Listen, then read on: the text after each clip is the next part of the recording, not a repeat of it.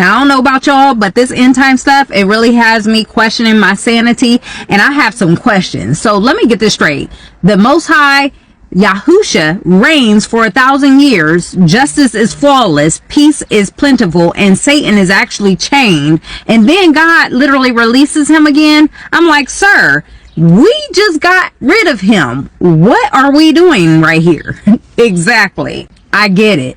This sounds wild, like something you would hear out of a sci-fi prophecy podcast or a YouTube rabbit hole that you just can't figure out. But this is actually not conspiracy theory. It's straight out of Revelations 27:8, where it says, now when the 1,000 years have expired, Satan actually will be released from his prison and will go out and deceive all the nations. It's a part of actually God's divine design that rarely gets taught in these Sunday schools. And it makes your brain go, I just don't get it, right? But just because it's uncomfortable doesn't mean it isn't true. So let's walk through this, because God doesn't do anything randomly. He does things righteously. So let me ask you this, because I know I had some questions. If Yahusha has already defeated sin, death, and the devil, why allow Satan one more round? Why not just be done? See, if paradise is restored, why risk another rebellion? And if the world is already perfect, why would anyone choose darkness over the light? That has me going, because family, maybe the test isn't about Satan at all. Maybe it's about us. I want to drop some receipts. You know, I got those receipts like I always do, because this is why we need to have the word to set it all straight. And let's get into the why, because God doesn't make moves without a motive. What we have to understand is that He has a purpose for everything. The first reason is to test the final generation, because you got to remember, during the millennium, millions will be born who never experienced tribulation, persecution, or deception. They actually grow up in a world where righteousness is actually normal, but righteousness that has never been tested. And we're familiar with that. The angels, they weren't tested. That's just compliance, not a covenant. So Zechariah chapter 14 verses 17 actually tells us, if any of the families of the earth do not go up to Jerusalem to worship the King, on them will be no rain. So people actually obey. They do, right? But some of them are obeying out of obligation, not out of love. So Satan's release is like a divine final exam, so to say. Will you choose the king or just comply with the kingdom? The second reason why God does it is to prove free will. So the second reason He does it is to prove that free will still remains even in a righteous kingdom. See, God never forces us to worship Him. From Eden to the end, He gives us a choice. He didn't make us robots where we're forced to do anything. He made image bearers, and image bearers must be able to choose love, or it isn't love at all. See, Deuteronomy gives us some insight into this. Chapter 30 verses 19. It tells us, I have set before you life and death. Therefore, choose life. See, the millennium isn't the end choice. It's the amplification of it. So you can live in the presence of the King and still walk away from Him.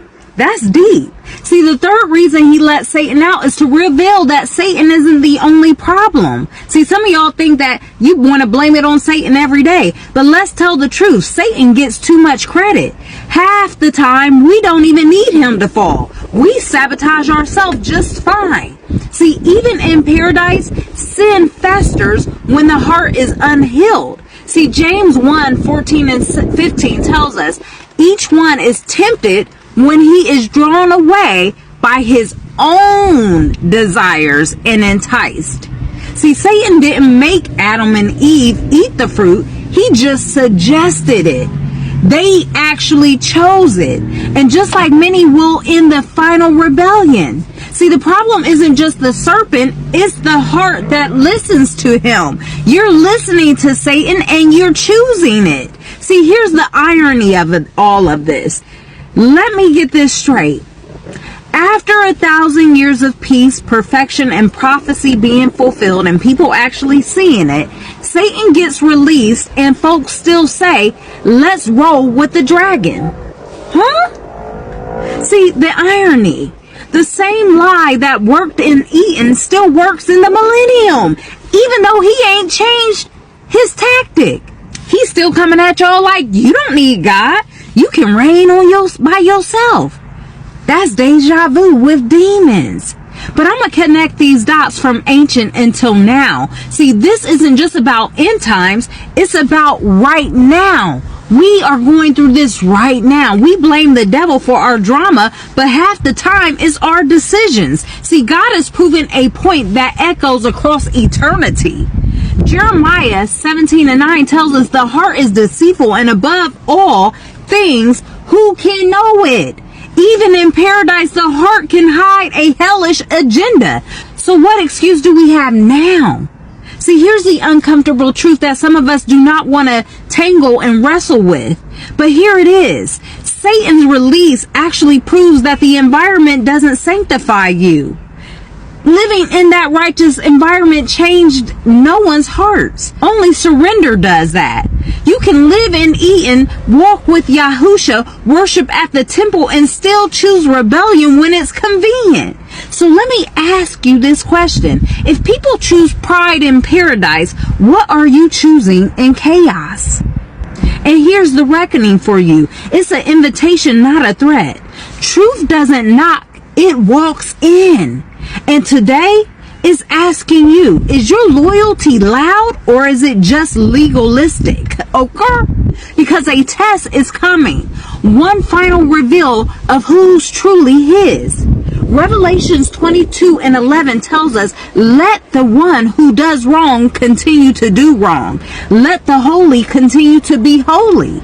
Revelations 3:5 tells us, he who overcomes shall be clothed in white garments. See, this isn't a story of fear. It's a summons to faithfulness. So here's your divine dare. Don't just survive the millennium, pass the test. Don't just fear the fire, choose the flame. Don't just wait for the king, walk with him now. Because the enemy may be released for a season, but Yahusha reigns forever.